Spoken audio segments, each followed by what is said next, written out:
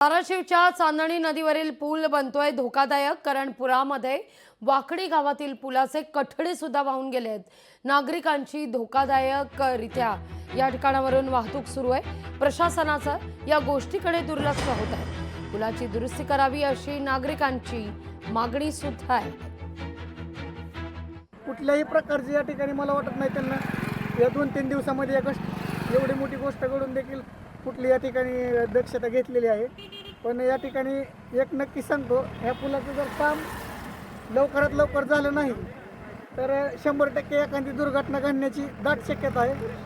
तरी शासनानं या गोष्टीचं गांभीर्य समजून या ठिकाणी प्रशासनानं या कठड्यांची व्यवस्थित करून समस्त या ठिकाणच्या नागरिकांना सहकार्य करावे हीच भावना आहे। हा पूल विश्वरूपा नदीचा व चांदणी नदीचा वाकडी तलावावरला आहे। तर इतका धोकादायक आहे, ते दोन्ही बी डिवायडर वाहून गेलेले आहेत आणि इथनं टोटली वाहतूक सध्या ह्याच नदीवरनं आहे। तरी काल उपमुख्यमंत्री दोन्ही ह्या पुलावरनं गेलेले आहेत,